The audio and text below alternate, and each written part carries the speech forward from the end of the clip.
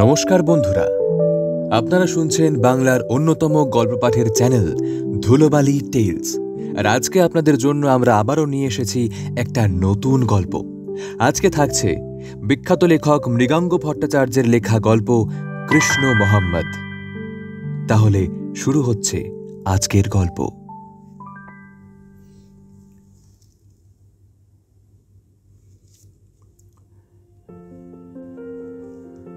গতবার half yearly পরীক্ষায় কিকুর রেজাল্টটা মোটেও ভালো হয়নি।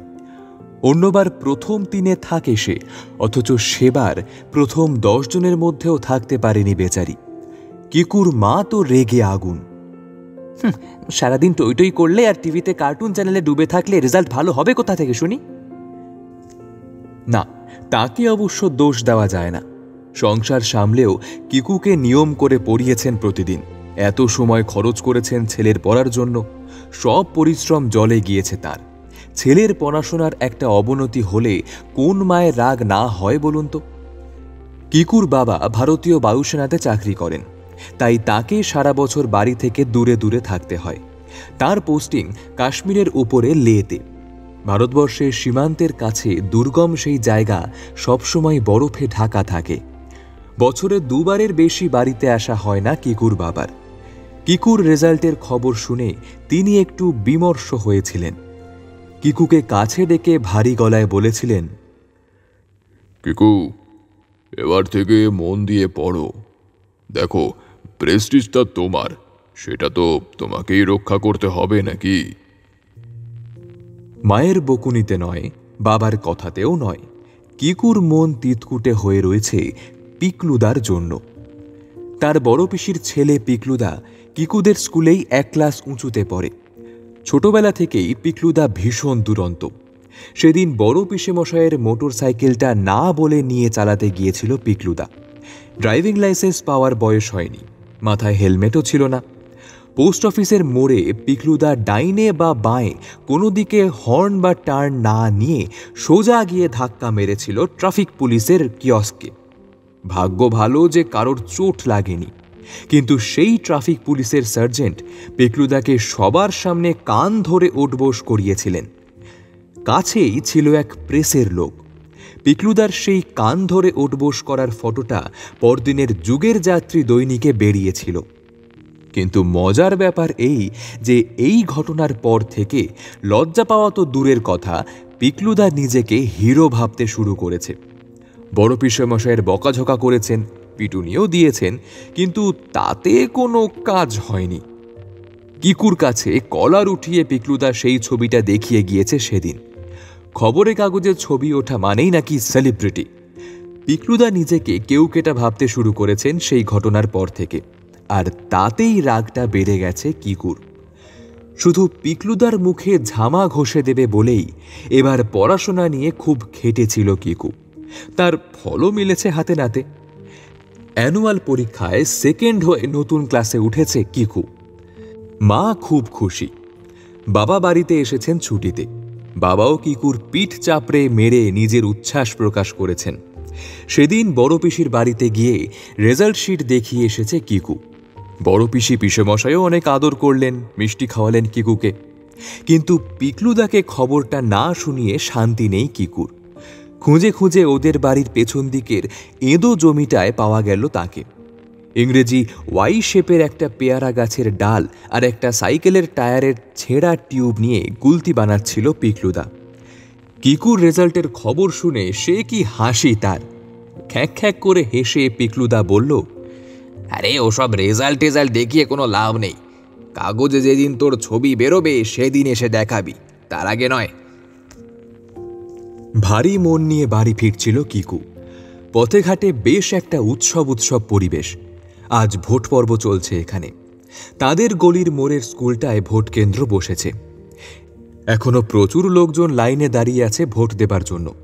2 জন জওয়ান বুথের সামনে দাঁড়িয়ে আছে বন্দুক নিয়ে। দূর থেকে ভিড়টাকে দেখল কিকু, তারপর হাঁটা দিল বাড়ির দিকে।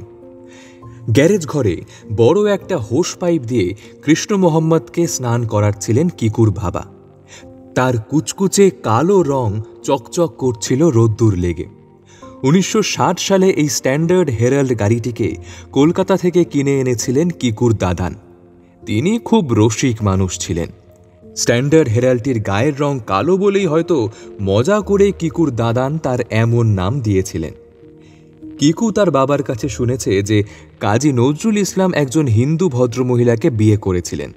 তাদের প্রথম সন্তানের নাম ছিল কৃষ্ণ মোহাম্মদ। জন্মের পরপরই অবশ্য সেই ছেলেটি মারা যায়। কিকুর দাদান নজরুলের খুব ভক্ত ছিলেন। সারাদিন গুনগুন করে নজরুল গীতি ভাঁজতেন, নজরুলের কবিতা আবৃত্তি করতেন। কালো রঙের গাড়িটার নাম কৃষ্ণ মোহাম্মদ দেবার পেছনে আসল কারণ হয়তো নজরুল প্রীতি। তিনি চলে গিয়েছেন পৃথিবী থেকে, কিন্তু তার স্মৃতি জড়িয়ে আছে কৃষ্ণ মোহাম্মদের সঙ্গে।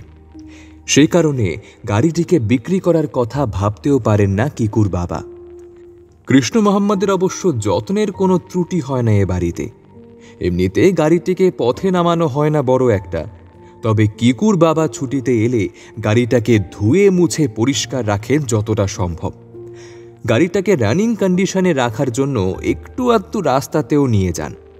কালো রঙের গর্বিত মোরগের মতো যখন পথ চলে কৃষ্ণ মোহাম্মদ, তখন সবাই ফিরে ফিরে দেখে তাকে। কিকু গ্যারেজের সামনেটায় এসে দাঁড়ালো। তার মনটা একটু ভার ভার, মুখে মেঘের ছায়া। কিকুর দিকে এতক্ষণে তাকিয়ে থেকে বাবা বললেন, যাও তাড়াতাড়ি স্নান সেরে তৈরি হয়ে নাও, একসঙ্গে খাবো। আর বিকেলে সবাই মিলে বেরোবো আমরা কৃষ্ণ মোহাম্মদকে সঙ্গে নিয়ে। রাতে বাইরে কোথাও খেয়ে আমরা বাড়ি ফিরবো। এবার এবার পরীক্ষায় ভালো করেছো, তাই এটা তোমার স্পেশাল ট্রিট। ঠিক আছে, যাও যাও। বাবা অনেকদিন মাকে বলেছেন গাড়ি চালানো শিখে নেওয়ার জন্য, কিন্তু মায়ের ড্রাইভিং নিয়ে কোনো উৎসাহই নেই।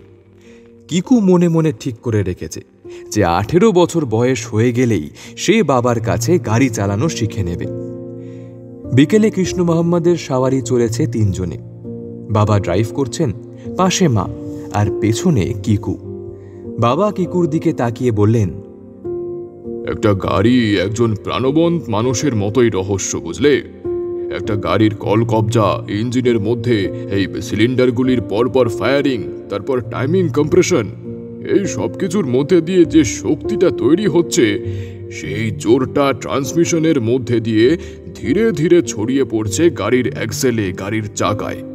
একজন স্প্রিন্টারের মতোই এই গাড়িও সেইভাবেই দৌড় শুরু করে, বুঝলে?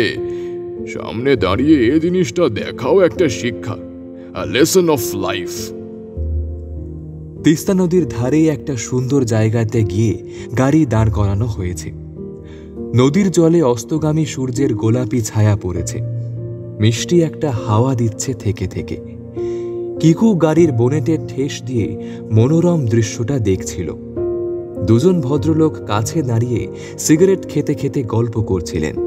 এদিকে এগিয়ে আসছেন গুটি গুটি। সাদা শার্ট পরা ভদ্রলোকের হাতে একটা ক্যামেরা, বাদামি পাঞ্জাবি পরা ভদ্রলোকের কাঁধে চামড়ার একটা ব্যাগ। বোধহয় ল্যাপটপ রয়েছে সেই কালো রঙের ব্যাগটিকে। বাদামি পাঞ্জাবি পরা লোকটি এগিয়ে এসে কৃষ্ণ মোহাম্মদের গায়ে আলতো করে হাত রেখে বললেন, এই গাড়িটা কি আপনার? কিকুর বাবা জবাব দিলেন, হ্যাঁ, কেন বলুন তো? না মানে, এত পুরনো মডেলের এই স্ট্যান্ডার্ড হেরাল্ড এমন চকচকে কন্ডিশনে আছে, এ তো জাস্ট ভাবা যায় না মশাই। একসময় রাজা মহারাজা শ্রেণীর মানুষরা এই গাড়ি চাপতেন। ভদ্রলোক হেসে বললেন, তা কে কিনেছিলেন এটি?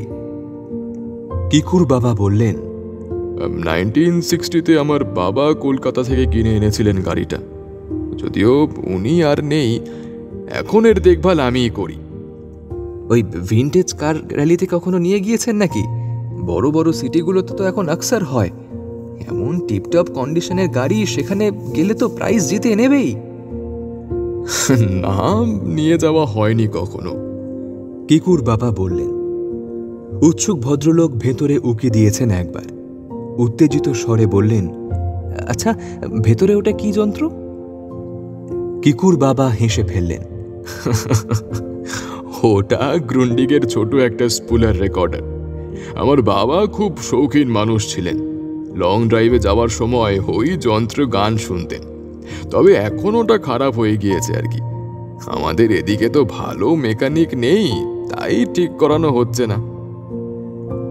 বাদামি পাঞ্জাবি পরা ভদ্রলোক নমস্কারের ভঙ্গি করে বললেন, আমি মর্নিং হেরাল্ড কাগজে আছি। আমার নাম তথাগত রায়, আর ওর নাম শশাঙ্ক বাগচি। উনি আছেন যুগের যাত্রী কাগজে।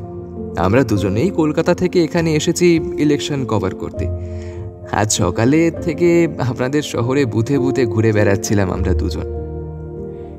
কিকুর বাবা নিজের কবজির ঘড়ির দিকে তাকিয়ে বললেন, 5:30 বাজলো, ভোটের সময় তো শেষ হয়ে গিয়েছে। আপনাদের কাজ তো তাহলে শেষ এখন। ভোট শেষ হলেই কি আর নিষ্কৃতি আছে মশাই? শশাঙ্ক মজা করে বললেন, খবরের কাগজের লোকের কি আর কাজ শেষ হয় কখনো? তথাগত হো হো করে হাসলেন। স্নিফার ডগের সঙ্গে আমাদের কোনো ফারাক নেই, বুঝলেন? ভোটের খবরের পাশাপাশি ক্রিস্পি এক্সক্লুসিভ খবরও খুঁজতে হচ্ছে। শশাঙ্ক বলেন, নিন মশাই, আপনারা হাজব্যান্ড ওয়াইফ দুজন গাড়ির ভেতর একটু বসে পড়ুন দেখি। আর মাই ডিয়ার বয়, তুমি একটু এদিকে এসে দাঁড়াও। এদিকে এদিকে, এখানে। আমি জাস্ট একটা ফটো তুলে নেব। দারুণ মজাদার একটা স্টোরি খুঁজে পেয়েছি। কিকুর মা অবাক হয়ে বললেন, স্টোরি? কিসের স্টোরি? শশাঙ্ক হেসে বললেন, কাল মর্নিং হেরাল্ডে আর যুগের যাত্রী এই দুটো খবরের কাগজ দেখলেই ব্যাপারটা বুঝতে পারবেন। আসলে এত বছরের পুরানো একটা বনেদি গাড়িকে যদি কোনো মফস্বল শহর এতটা টিপটপ কন্ডিশনে দেখতে পাওয়া যায়, তবে সেটা কি মুচমুচে খবর নয়? তথাগত তারা দিলেন, নিন নিন, সূর্য ডুবে যাবে এক্ষুনি, আর দেরি করবেন না। প্লিজ একটু তাড়াতাড়ি করুন। রাতে উত্তেজনায় ঘুম হয়নি কিকুর। বাড়ির বারান্দায় ওত পেতে ছিল ভোরবেলা থেকে। রাজুদা সকালের খবরের কাগজ নিয়ে আসতেই ছোঁ মেরে কাগজটা নিয়ে বসল কিকু। ঠিকই তো, মর্নিং হেরাল্ডের ভিতরের পাতায় দিয়েছে খবরটা, কৃষ্ণ মোহাম্মদের ছবি সমেত। সামনে ড্রাইভিং সিটে বসে জানলা দিয়ে মুখ বের করে হাসছেন বাবা, আর পেছনের জানালায় মায়ের মুখ। গাড়ির বাইরে দুটো জানালার মাঝখানে দাঁড়িয়ে রয়েছে কিকু। তার ঠোঁটের কোণে লেগে রয়েছে শেষ বিকেলের এক চিলতে আলো। লাফাতে লাফাতে কাগজটা নিয়ে বাবাকে ঘুম থেকে উঠিয়েছে কিকু। বাবা চোখে চশমাটা সেঁটে স্মিত মুখে দেখছেন কাগজটা। এদিকে মাও চোখ টোক কচলে বিছানা থেকে উঠে পড়েছেন কিকুর হইচই শুনে। এমন সময় বেস ফোনটা বাজল শব্দ করে। কিকুই ধরেছে ফোনটা। ওপারে পিকলুদার গলা। হই হই করে বলল, এই কিকু, আজকের যুগের যাত্রী দেখেছিস? কৃষ্ণ মোহাম্মদের সঙ্গে তোদের 3 জনের ছবি দিয়েছে। পিকলুদার ভোম্বল হয়ে যাওয়া মুখটা দেখা হলো না। বড্ড আফসোস রয়ে গেল কিকুর। সে শান্ত গলায় বলল, শুধু যুগের যাত্রী নয়, মর্নিং হেরাল্ডেও খবরটা রয়েছে। আমার কাছে খবরের কাগজটা আছে, পরে এক সময় আমি গিয়ে তোমায় দেখিয়ে আসবক্ষণ। কিকুর মনে যেমন খুশির একটা ঢেউ উঠেছে, পাশাপাশি একটা খচখচানিও রয়ে গিয়েছে তার ভেতর। মা বাবার সঙ্গে তার ছবি ছাপা হয়েছে ঠিকই, কিন্তু তার নাম নেই কোথাও। তারা 3 জন তো উপলক্ষ মাত্র, আসল হিরো তো কৃষ্ণ মোহাম্মদ।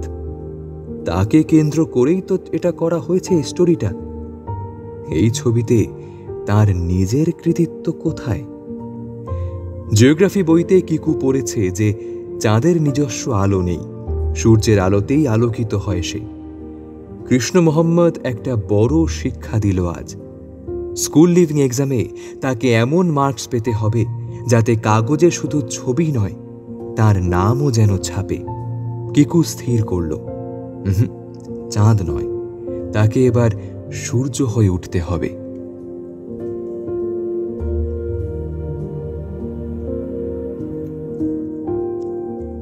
শেষ হলো আজকের গল্প কৃষ্ণ মোহাম্মদ।